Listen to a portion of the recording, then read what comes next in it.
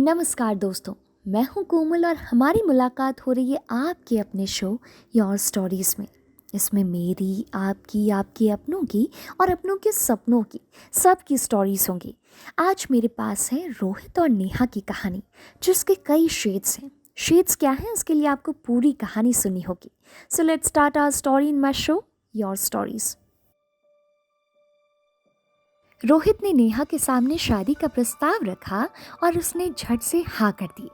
रोहित को वह बहुत पसंद करती थी।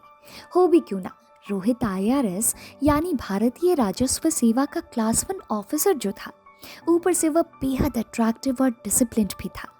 रोहित के प्रस्ताव से नेहा को लगा जैसे उसने दुनिया जीत लिया है। झट से उसने मम्मी को फ़ोन लगाया और सब कुछ कह सुनाया। नेहा की बात सुनकर मम्मी भी खुशी से झूम उठी। नेहा दिल्ली में एक प्रतिष्ठित एयरलाइंस में काम करती थी। रोहित भी इंदिरा गांधी एयरपोर्ट पर असिस्टेंट कमिश्नर के पद पर कार्यरत था। दोनों शाम का समय साथ ही बिताते थे। शादी के प्रस्ताव के बाद नेहा अक्सर ही रोहित के फ्लैट पर रुक जाया करती थी। रोहित का घर चंडीगढ़ में था। मम्मी पापा वहीं नौकरी करते थे और एक भाई था जो पोलियो से ग्रस्त था। रोहित नेहा से कहा करता था कि भाई की देखभाल और मम्मी पापा की नौकरी की वजह से वे लोग दिल्ली नहीं आ पाते। जैसे उसके घर वाले समय निकालकर दिल्ली आएंगे, वह अवश्य नेहा को उनसे मिलवाएगा। दिन जैसे पंख लगाकर उड़ने लगे। धीरे धीरे 2 साल बीत गए, लेकिन अभी तक रोहित ने बात आगे नहीं बढ़ाई। यही नहीं, रोहित नेहा के भी मम्मी पापा से मिलने को तैयार नहीं होता। वह आईएएस ऑफिसर बनने की तैयारी कर रहा था, लेकिन हर बार उसे आईआरएस ही मिलता था। नेहा को उसकी सफलता देखकर खुशी होती थी, लेकिन रोहित अपनी रैंक में सुधार ना होता देख झुंझला जाता था। नेहा इस सिचुएशन में उससे शादी की बात करना उचित नहीं समझती थी। अब तक नेहा की अधिकांश सहेलियों की शादी हो चुकी थी, इसलिए नेहा भी अब इंतजार से उकता चुकी थी। अचानक एक दिन उसकी मुलाकात सुप्रिया से हुई। सुप्रिया रोहित के चचेरे भाई की मंगेतर थी। दोनों पहले भी कई बार मिल चुकी थी। अचानक काफी दिनों बाद मुलाकात होने के कारण नेहा ने लपक कर उसे गले लगाया। Hi Bibi, glad to meet you. Neha को पता था कि जल्द ही रोहित के भाई से उसकी शादी होने वाली है। ओह, सेम हियर, सुप्रिया ने उससे पूछा। खैर, अच्छा लगा तुम्हें खुश देखकर। मुझे तो लगा था कि तुम काफ़ी नाराज़ होंगी। नाराज़? पर क्यों? क्या हुआ? तुम क्या बात कर रही हो सुप्रिया?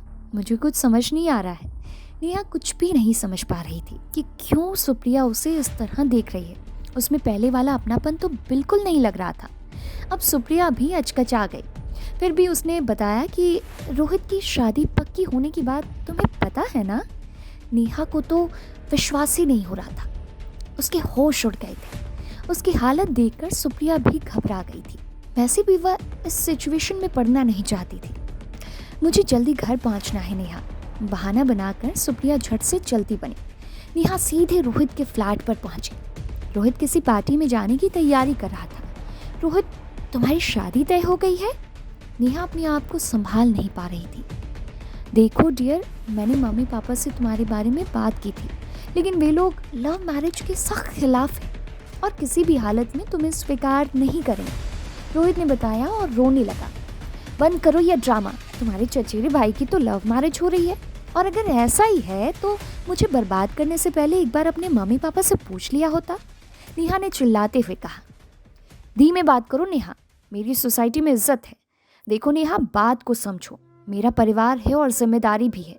मुझे सिविल सर्विस में चयनित जीवन साथी ही चाहिए थी, रोहित ने नेहा से कहा तो उसे जैसे अपने कानों पर विश्वास ही नहीं हुआ। उसकी आंखों से आंसू फूट पड़े। उसे ऐसा लग रहा था जैसे वह सिर्फ इस्तेमाल करने की चीज़ है। नेहा रोते हुए अपना बैग उठाकर अपने फ्लैट में आ गई। रोहित को तो बिल्कुल भी यकीन नहीं हो रहा था कि इतनी आसानी से नेहा से उसका पिंड छूट जाएगा। पार्टी में दोस्तों से उसने कहा भी, यार मुझे तो लगा था कि नेहा ये सब सुनकर मुझ पर टूट पड़ेगी, लेकिन वह तो चुपचाप अपने घर चली गई। ध्यान रखना रोहित, कहीं पुलिस केस ना हो जाए, रोहित के एक दोस्त ने उसे आगाह करते हुए कहा। यार मैं फ्री में थोड़ी ना उसके हाथ लग जाता। 4 साल से तैयारी की है मैंने आईएएस बनने के लिए। चली भी गई तो जाए, पुलिस स्टेशन में अपना ही कोई बैचमेट बैठा होगा, रोहित ने बेफिक्री से कहा। पार्टी खत्म होने के बाद जब रोहित घर पहुंचा तो उसे अपने फ्लैट के पास पुलिस दिखी। देखा तो पुलिस के साथ नेहा भी थी। थाने में एसपी सुधांशु को देखकर रोहित की जान में जान आ गई। सुधांशु उसका बेहद प्रिय दोस्त था। उधर नेहा कह रही थी, सर इसने मेरा भरपूर शोषण किया है, मैं पूरी तरह से टूट चुकी हूँ। यार सुधांशु, ये लड़की ज़बरदस्ती मेरे गले पड़ रही है। इसने मेरे पैसों से ढेर सारी शॉपिंग की है और अब पूरी ज़िंदगी मुफ्त का ऐशो आराम चाहती है। रोहित अपनी नीचता पे उतर आया था। मैडम, आपकी शिकायत पर पुलिस कार्रवाई कर रही है, हम चार्जेस लगा रहे हैं, आप परेशान मत होइए। एसपी दोस्त जैसा बर्ताव ना करके रोहित से अपराधी की तरह बर्ताव कर रहा था। यह देखकर रोहित के होश उड़ गए। देखो नेहा, तुम जितना चाहो मैं तुम्हें पैसा दूंगा, पर तुमसे शादी नहीं कर सकता। प्लीज़, मेरी बहुत बदनामी होगी, तुम पुलिस से अपनी शिकायत वापस ले लो। नेहा तो जैसे पागल ही हो गई। उसने एक जोरदार तमाचा जड़ते हुए कहा, तुम्हारी ही इज्जत है, मेरी कोई इज्जत नहीं है। पुलिस स्टेशन में मौजूद किसी भी पुलिसकर्मी ने नेहा को नहीं रोका। रोहित को लगा कि सभी इस सीन का आनंद ले रहे हैं। उधर सुधांशु रोहित को हिकारत भरी नजरों से देख रहा था। रोहित के सामने ही नेहा ने दर्जनों फोटोग्राफ्स, कार्ड्स, वीडियोस सब कुछ रख दिए। इन वीडियोस में रोहित ने कई जगह नेहा को माय डियर वाइफ कहकर संबोधित किया था। रोहित इस सिचुएशन के लिए बिल्कुल भी तैयार नहीं था। ओ ठीक है, मैं शादी के लिए तैयार हूँ, निराश होकर रोहित ने नेहा से कहा। अचानक एक झन्नाटेदार थप्पड़ फिर से रोहित के गाल पर पड़ा। नेहा ने उसके चेहरे पर दोबारा थप्पड़ जड़ते हुए कहा, तुमसे कौन करेगा शादी, चल निकल यहाँ से। इस बार जब पुलिस स्टेशन से नेहा बाहर निकल रही थी तो गर्व से उसका सीना चौड़ा था। वहीं रोहित बेइज्जती के कारण खुद को बहुत छोटा महसूस कर रहा था। तो ये थी आज की कहानी। आपको ये कहानी कैसी लगी हमें कमेंट सेक्शन में ज़रूर बताइएगा। फिर मिलूंगी मेरे शो योर स्टोरीज के अगले एपिसोड में। तब तक के लिए गुड बाय, टेक केयर।